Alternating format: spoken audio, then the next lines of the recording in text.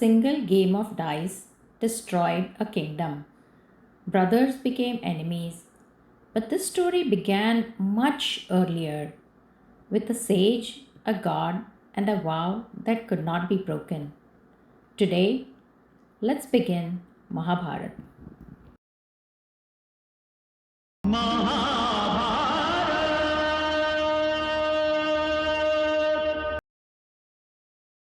A long time ago, there lived a sage named Rishi Vyasa.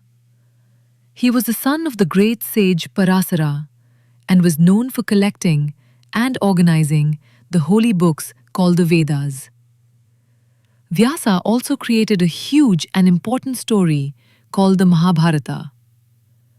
When Vyasa finished planning this great story, he wanted to share it with the world. So he prayed to Brahma, the creator. Brahma appeared before him. Vyasa bowed respectfully and said, "Lord, I have made a wonderful story, but I don't know who can write it down while I tell it." Brahma said, "O wise one, call on Ganapathi, also known as Ganesha. Ask him to be your writer." Then Brahma disappeared. Vyasa prayed to Ganapathi, and Ganapathi came to him. Vyasa welcomed him and said, "Lord Ganapathi, I will speak the story of the Mahabharata. Please write it down for me." Ganapathi agreed, but he said, "I will write it for you, but my pen must never stop. You must speak without slowing down or stopping." Vyasa agreed, but he added his own rule. "You must understand every line before you write it." Ganapathi smiled and accepted. And so Vyasa began telling the Mahabharata. Whenever he reached a very tricky or confusing part, Ganapathi had to pause to understand it. During those pauses, Vyasa quickly thought up more lines. In this way, the whole Mahabharata was written down. This happened long before printing existed, so people had to remember stories in their minds. Vyasa first taught the Mahabharata to his son Sukha, and later to many students.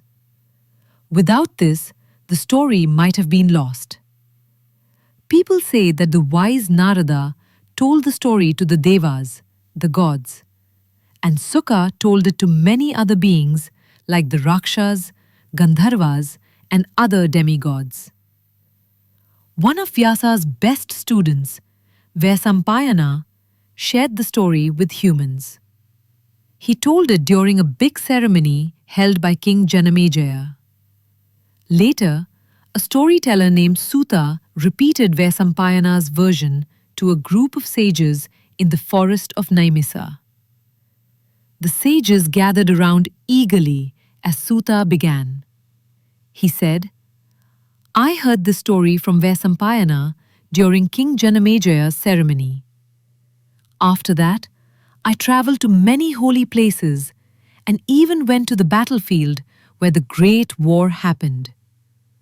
Now I will tell you everything." Suta then told the entire Mahabharata to the assembly. A long time before this, after the great King Santanu died, his son Chitrangada became king.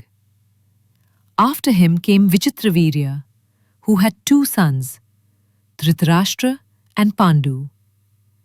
Dhritarashtra was blind, so Pandu became king. During his rule, Pandu did something wrong and had to leave the kingdom. He went to the forest with his wives, Kunti and Madri. There, they had 5 sons who later became known as the 5 Pandavas. Pandu died while they were still in the forest. The sages raised the boys until the oldest, Yudhishthira, turned 16. Then the sages took the brothers back to the city of Hastinapura, where their grandfather Bhishma took care of them. The Pandavas soon became skilled in learning, fighting, and many other arts. But their cousins, the Kauravas, became jealous and tried to harm them. Bhishma finally stepped in and tried to keep peace. The two groups agreed to rule from two different cities, the Pandavas from Indraprastha and the Kauravas from Hastinapura. Later, the Kauravas challenged the Pandavas to a game of dice, which was an important tradition for warriors.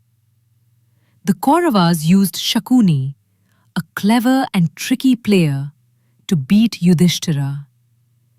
Because of this loss, the Pandavas had to leave the kingdom for 13 years, 12 in the forest and 1 in disguise. Their wife Draupadi went with them. When the Pandavas finished the 13 years and returned, they asked Duryodhana, the leader of the Kauravas, to give back their kingdom. But Duryodhana refused.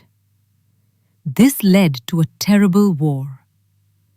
In the end, the Pandavas won and regained their kingdom. They ruled for 36 years. Then they gave the crown to their grandson Parikshit and went back to the forest with Draupadi, wearing simple clothes made from tree bark. This is the main story of the Mahabharata. The epic also includes many other short tales and deep lessons. Along with the Ramayana, the Mahabharata is one of the most important works that teaches the values and culture of India. And that's the end of this chapter. If you're enjoying this journey through the Mahabharat, make sure to like and subscribe so you don't miss the chapters ahead. You can also find us on any of your favorite podcast apps and on nriwisdom.com/Mahabharat. Stories change hearts, but support changes lives. Behind every Janati.org project is a woman working toward dignity and independence. Your support helps make that possible. Please support the women of Janati.org.